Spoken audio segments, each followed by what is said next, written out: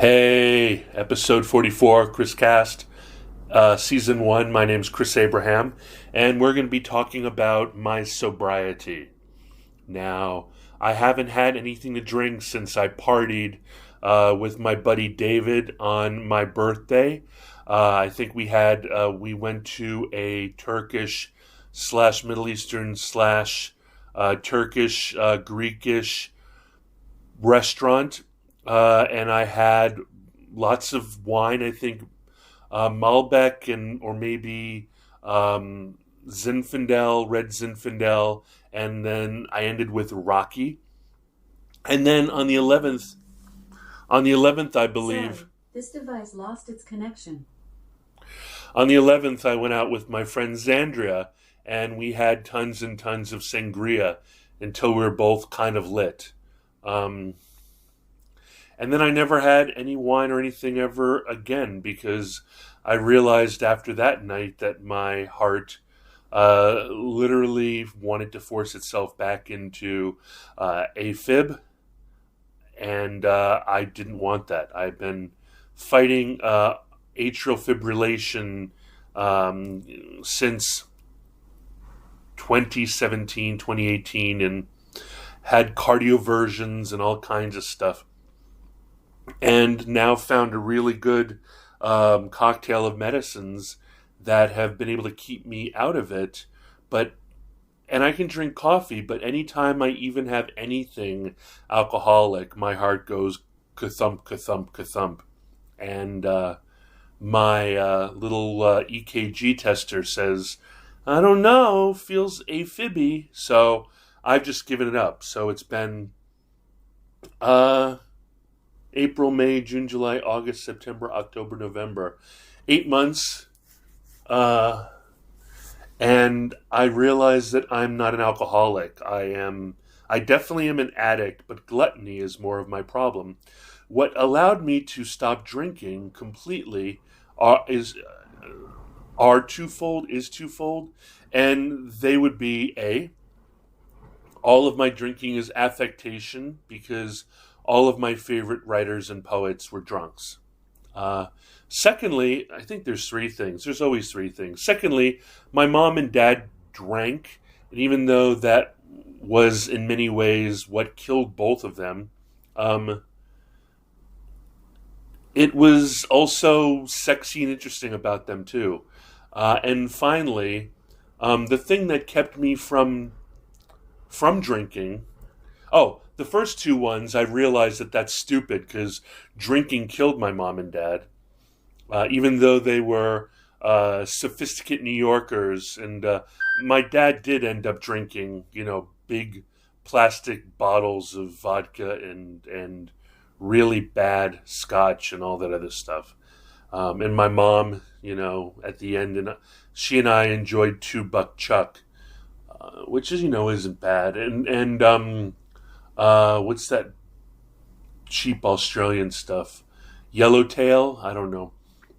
Anyway, and then the third and final one is I remember growing up and being as lonesome and as alone and as solitary.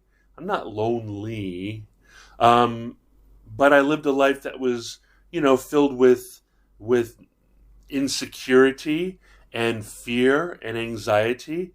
And I could always just make myself perfectly happy with a nice, cool, cold glass of water. And then I discovered coffee, and coffee is even better than a nice, cold glass of water. So I remembered back to an entire 16 years of my life where I hadn't touched any alcohol. Maybe it was 14 years of my life. I don't know how early I took to I went to an all-boys Catholic school. You had to go ahead and represent. Otherwise, you were, the F word. So there you have it. My addiction, my alcoholism is gluttony. Which will kill me as readily as anything else. But what it doesn't do is it doesn't make people call you an alcoholic. And the reason why I think my friends are really excited to see me not drinking anymore is not because I was ever a bad drunk, but, and you can never be a judge of that yourself, but whenever I visited them, I would drink them out of house and home.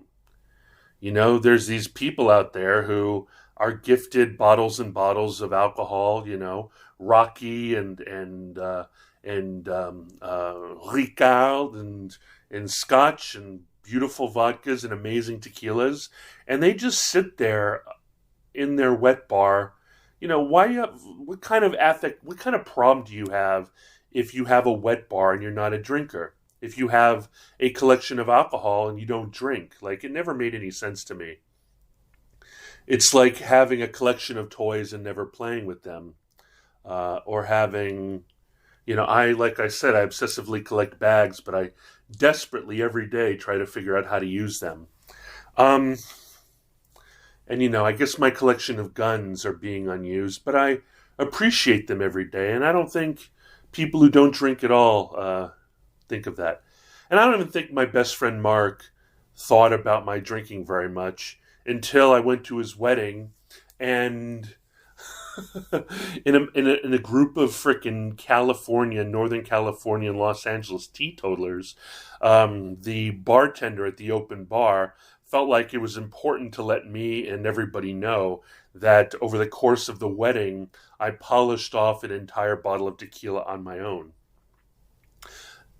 P.S. I felt proud, but I felt there was a lot of shame and judgment in the room. Isn't that a manly thing to do? Isn't, like, since when did the nerds take over the frickin' Roadhouse? Anyway, yeah, I'm judging you nerds. Um, yeah, Tim Ferriss's of the world, geez. Well, Tim Ferriss at least says that he does drink. He uses his Aura Ring and his Wahoo and his Yoo-Hoo and his Garmin and his Fitbit to see what drinking, probably not drinking, but probably sipping things. Um, anyway, so I guess if you're around teetotalers, you're a drunk if you're a drinker. But I did notice that all my friends knew that I liked to have a nice drink. So whenever anybody came into my neighborhood and took me out, whether it's Agent K or whether it's Mike Tuck or anybody, they would freaking get me liquored up. They would say things like, "No, I'm not going to have any drinks because I have to responsibly drive hours and hours to my Dulles area home."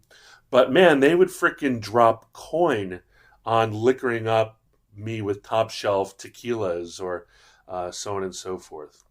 So, haven't touched it. There's a convenience store right down in my basement that has the most lovely little bottles of Malbec and some quite nice stuff down there that is acceptable, not yellowtail. And no, just the only alcohol that I have is stovetop mocha Bialetti coffee, um, and yeah. So my problem has never been alcoholism. I thought that my problem wasn't even smoking. I tried to be a chain smoker for a lot of years there and smoked Marlboro Reds, and then had what's the crazy one in Silk Cut when I lived in England, and when I visited Scotland, Marlboro Red again, and then there was some Marlboro Lights in there, and then I'm like, real men smoke Marlboro Reds, and then of course I smoked yellow and blue packs of the hippie cigarettes that didn't have uh, chemicals in there. Um, and then when I lived in Germany, I smoked Marlboro Reds again. And then when I entered into a world where you can't smoke anywhere, I just gave it up. I'm sure I have the physical effects. So I think my addiction is to affectation. I think if I see people doing cool stuff enough, I want to emulate them in an attempt to telegraph that kind of coolness. Um, I don't know. Let's get back to that in a second.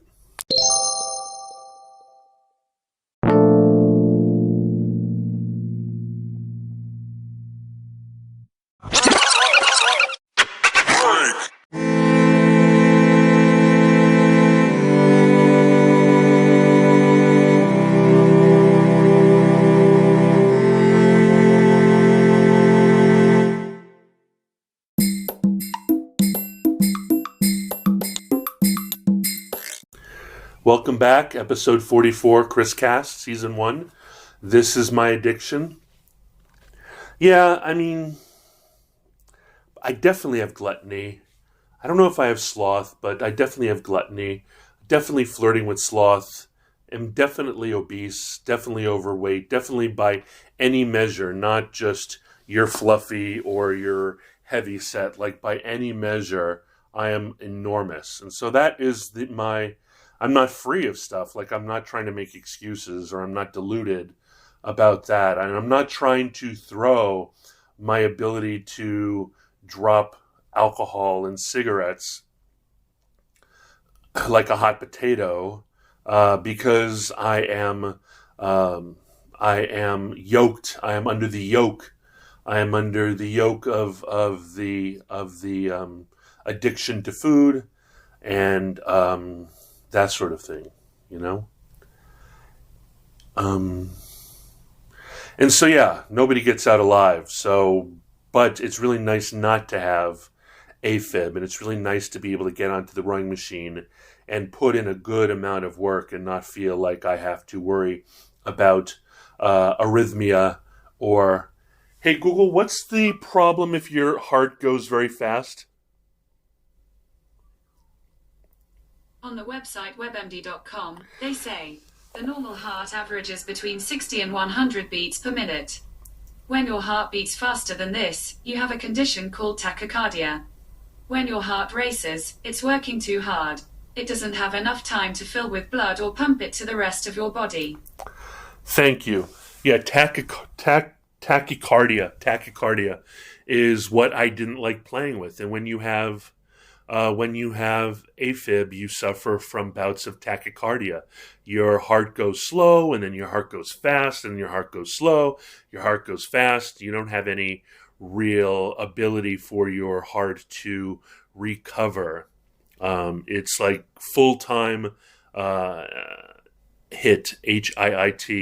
high intensity interval training, but not in a good way, like in an exhausting, in like a way that your heart is going to exhaust itself and then go into heart failure. So don't do that. Anyway, this is my little rant about that. I will say now that I don't drink, I am painfully aware that every single show that is a little bit edgy on any television network, any cable channel, any news, any TV series or even movie, there is a lot of smoking, a lot of drinking, a lot of full glasses of scotch, a lot of big goblets of wine.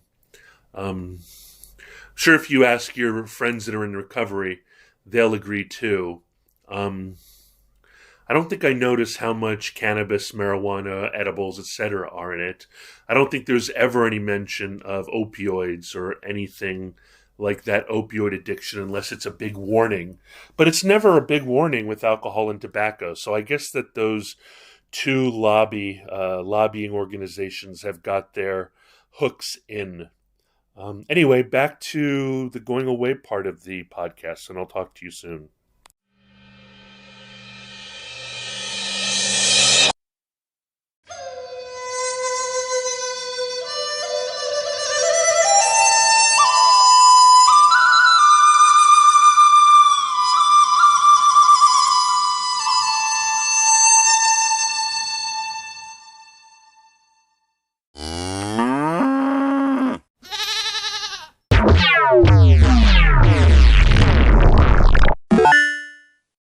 Welcome back to episode 44, season 1, Chris Cast.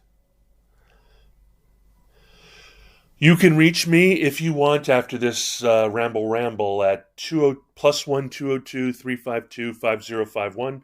You can use that for WhatsApp or texting or even calling me. But I won't answer unless I know who you are and I owe you a call and you try again and it's the perfect timing that I see you calling. And it would be better if you text me to let me know you want to chat and I'll call you back because I probably most of the time leave my phone on Do Not Disturb. But you can schedule a date at calendly.com/chrisabraham/15. You can email me at chris@abraham.su. You can get me at Chris Abraham on Twitter, at Chris Abraham on Instagram, linkedin.com/in/Chris Abraham. ChrisAbraham.com is my HQ. Chris-Abraham.com is my Tumblr. What else? LinkedIn.com/in/Chris Abraham is my LinkedIn. And that's it for now. Love you. Mean it. Care about what you're up to, please let me know. Drop me a line. If you can, subscribe, like, comment, review, write a review, give me stars, give me thumbs up. You don't always have to do it on Apple Podcasts. You can do it anywhere where you experience the podcast, because that's where you are. That might be where your friends are, and the algorithms care. So anyway, until next time, tschüss, tschüssi, tschüssi, auf Wiedersehen, guten Abend, guten Tag, gute Nacht, hasta luego, hasta mañana, tout à l'heure, tout va bien. I don't know, that one's wrong. À tout à l'heure. A bientôt. I don't know. So I'll stop now. Stop!